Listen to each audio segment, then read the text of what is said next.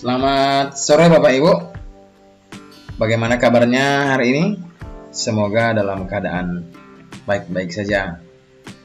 Jadi sore ini kita lanjutkan kembali untuk soal latihan untuk pretest PPG dalam jabatan tahun 2023 ini. Bagi Bapak Ibu yang sudah lulus seleksi administrasi, saya ucapkan selamat. Bagi yang belum, semoga dalam waktu dekat Bapak Ibu juga sudah mendapat pengumuman oleh SIM PKB dan dinyatakan disetujui atau lulus. Jadi kita masuk ke soal yang pertama. Namun perlu kami sampaikan, jadi dalam setiap pelatihan soal-soal ini kami akan bantu Bapak Ibu untuk mengenalkan kata kunci dan juga membiasakan bagaimana mengenal soal-soal dan teknik menjawabnya. Baik, kita mulai dari soal yang pertama. Menurut Piaget, tahap perkembangan intelektual siswa sekolah menengah termasuk ke dalam tahap. Ya, jadi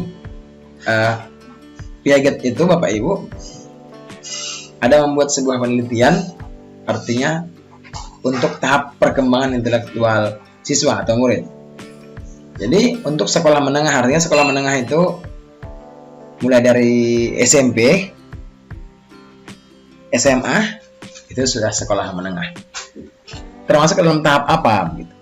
A. Sensorik motorik, B. Pra-operasional, C. Operasional konkret, dan D. Operasional formal. Silakan dijawab Bapak Ibu.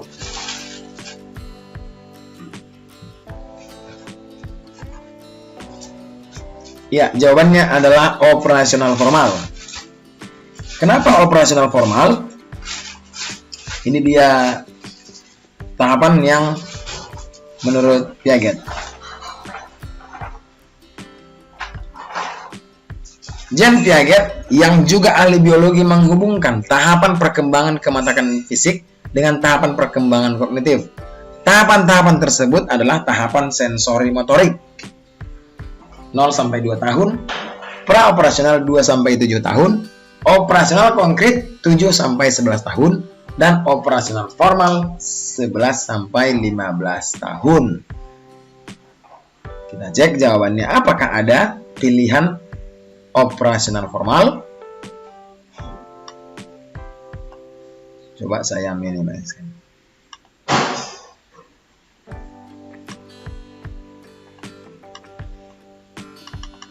Ya, jawabannya operasional formal. Ya, ini dia D. Jadi operasional konkret tadi sampai 11 tahun. Ada B, pra-operasional itu 0 sampai 2 tahun. Jadi tahapnya itu yang disebut dengan sensori motorik. Jadi jawabannya D, Bapak Ibu ya.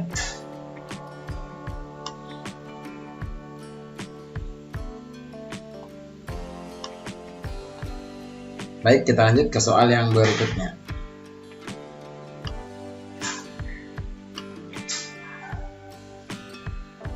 Dalam tahap pembelajaran di kelas, terdapat beberapa siswa yang mampu menentukan banyaknya titik sudut pada bangun ruang berbentuk kubus dengan cara membayangkannya.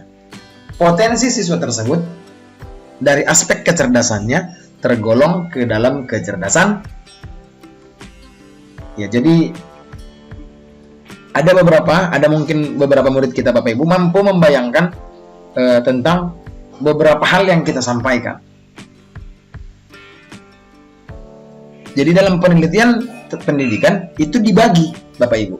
Dibagi untuk yang mampu seperti ini tergolong pada kecerdasan ini, yang mampu seperti ini kecerdasan ini, begitu. Nah, kita lihat pilihan jawabannya. A. Kinestetik, B. Spatial visual, C. Matematika logis, dan D. Intrapersonal. Ini seperti bahasa yang sudah umum sekali bagi kita Bapak Ibu ya. Jadi kalau kecerdasan kinestetik itu kecerdasan yang mampu melakukan gerakan-gerakan tubuh, membuat gerakan-gerakan tubuh dengan cepat memahaminya. B. Spasial visual. Jadi kalau spasial visual ini Bapak Ibu, kemampuan untuk mengingat, memahami, membayangkan dalam bentuk visual. Misalnya menerjemahkan bentuk lukisan, kemudian peta, balok, kubus, dan sebagainya. Itu termasuk pada spasial visual. Kemudian untuk kecerdasan matematika logis, itu kemampuan untuk menghitung, kemudian mengukur, menyelesaikan hal-hal yang bersifat matematika dengan cepat. Kemudian yang keempat, D. Intrapersonal, itu kemampuan atau kecerdasan untuk memahami dan bekerja sama dengan orang lain.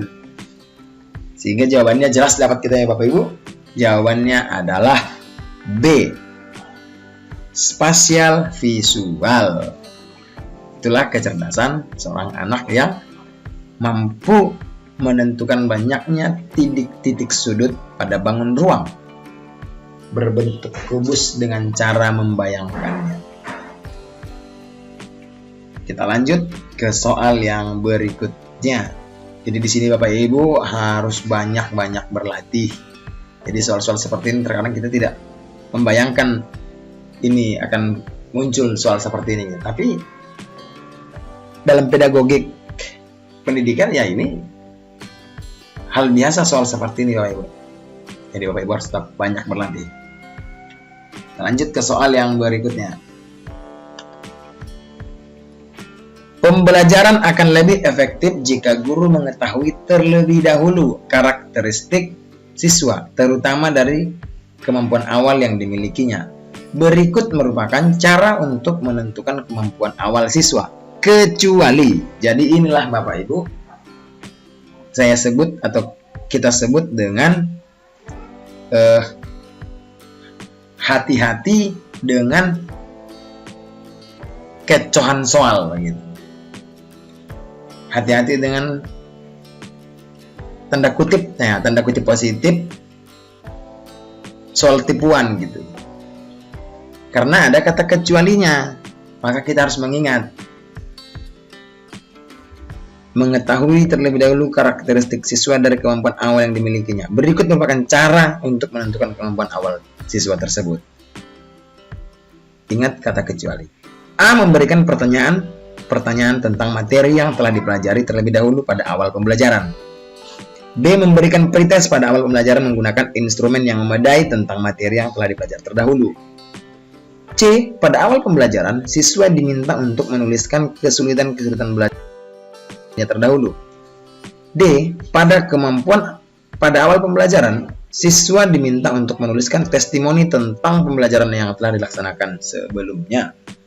Silakan dijawab Bapak Ibu.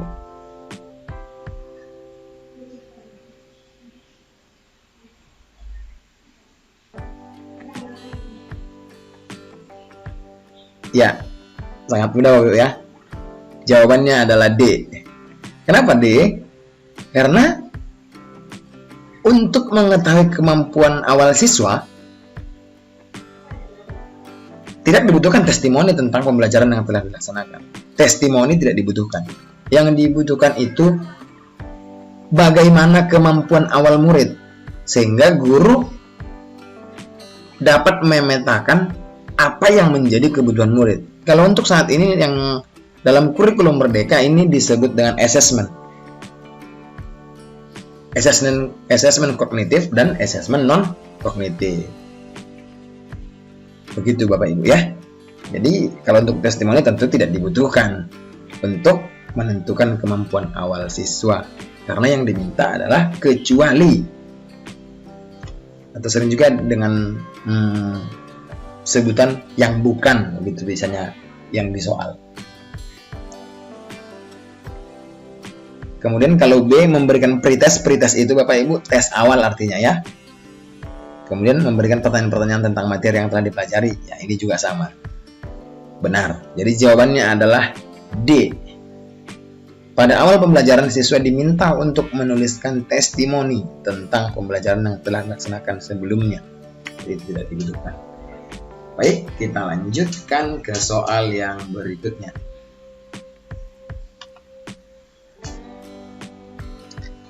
Guru dapat mengetahui kesulitan belajar siswa jika mengetahui ciri-cirinya terlebih dahulu. Berikut merupakan ciri-ciri siswa yang mengalami kesulitan belajar atau dikatakan gagal dalam mengikuti pembelajaran kecuali. Yang diminta ini Bapak Ibu, ingat pengecohnya adalah kata kecuali.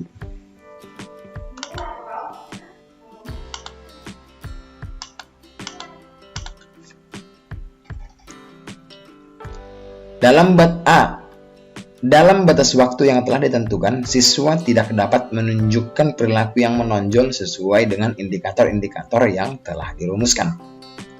B. Dalam batas waktu yang telah ditentukan, siswa tidak mencapai ukuran tingkat keberhasilan atau penugasan atau penguasaan minimal yang telah ditetapkan oleh guru.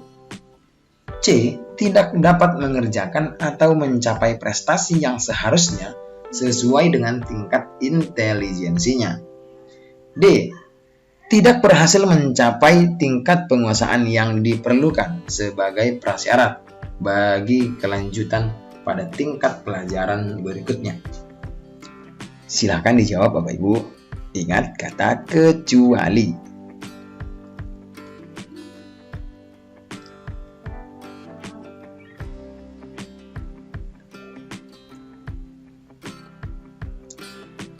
Ya, jawabannya adalah A. Dalam batas waktu yang telah ditentukan, siswa tidak dapat menunjukkan perilaku yang menonjol sesuai dengan indikator-indikator yang telah dirumuskan. Inilah yang bukan. Kita ingat pertanyaannya. Ciri-ciri siswa yang mengalami kesulitan belajar atau dikatakan gagal dalam mengikuti pembelajaran. Ciri-ciri siswa yang mengalami kesulitan belajar atau dikatakan gagal.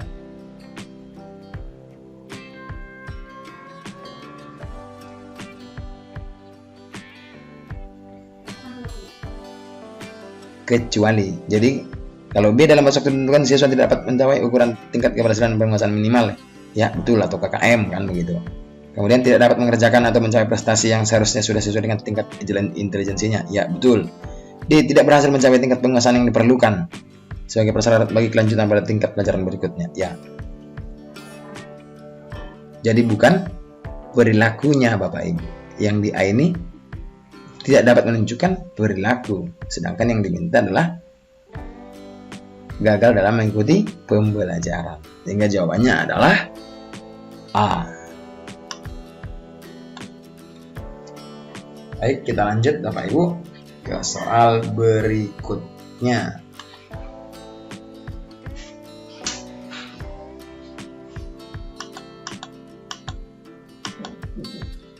Bu Hesti adalah guru kelas 7 SMP Sukajadi. Ia membelajarkan materi fungsi uang.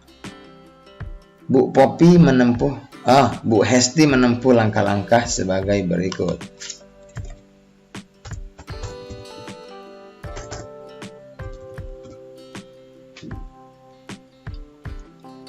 A. Mengajukan pertanyaan tentang fungsi uang.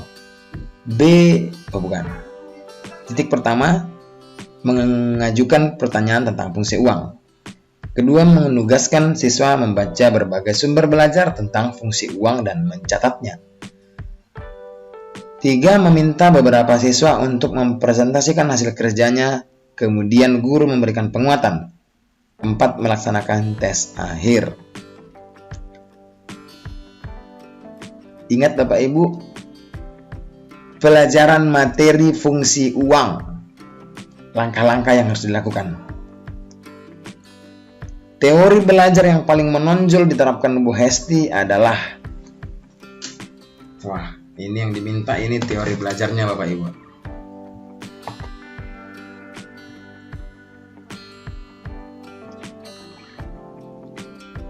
A. Kognitivisme.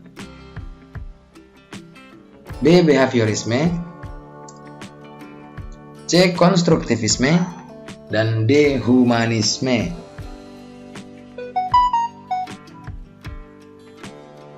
Silahkan dijawab Bapak Ibu.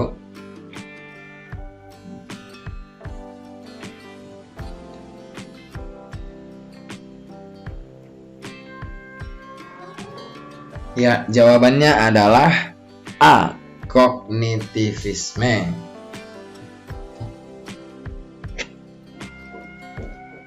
Kenapa kognitivisme? Karena kognitivisme merupakan teori belajar yang mementingkan proses belajar daripada hasil belajarnya. Itu kalau teori belajar kognitivisme. Artinya murid itu lebih banyak diberikan pemahaman tentang bagaimana proses untuk mengenali fungsi-fungsi uang tersebut. Berbeda dengan behaviorisme, konstruktivisme, demikian pula humanisme. Beberapa yang dapat kami jelaskan untuk teori belajar. Kalau untuk humanisme adalah untuk bagaimana memanusiakan manusia. Kemudian teori belajar tentang konstruktivisme, bagaimana untuk membangun, lebih meningkatkan secara terus-menerus proses pembelajaran. Kemudian untuk behaviorisme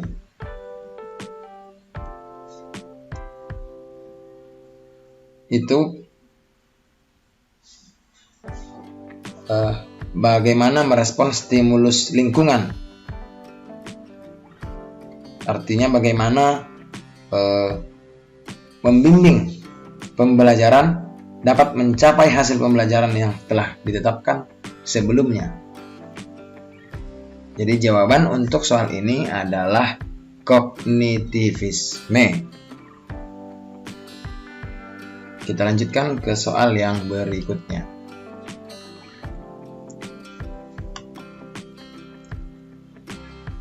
Pak Sandi akan mengajarkan suatu materi pembelajaran di kelas 10. Pak Sandi akan menerapkan suatu model pembelajaran yang memungkinkan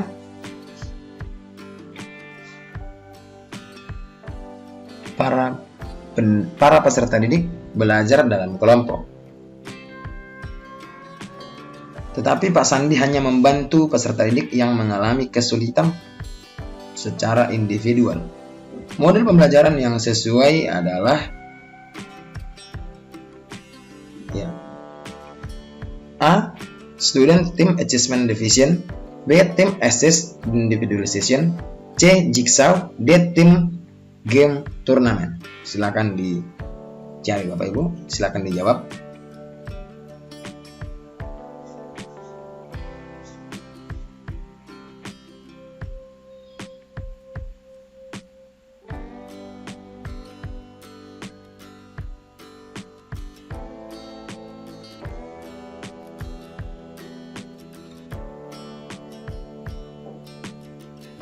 Ya, model pembelajarannya yang sesuai adalah Team Assist Individualization. Artinya model pembelajaran yang menggunakan kelompok heterogen dari sejumlah siswa, yakni setiap kelompoknya 4-6 orang siswa yang bekerja bersama guna menyelesaikan permasalahan yang diberikan.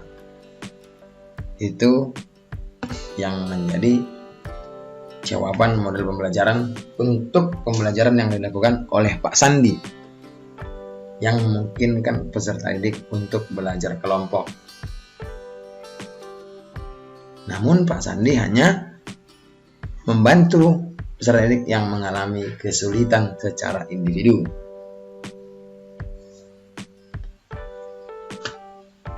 Baik, Bapak Ibu, kita lanjut ke soal yang berikutnya.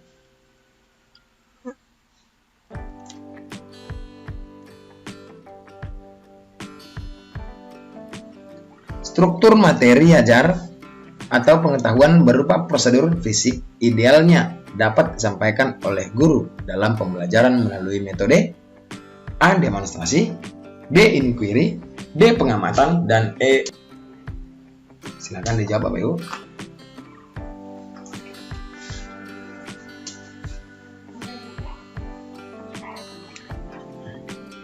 Ya, jawabannya adalah A. Demonstrasi.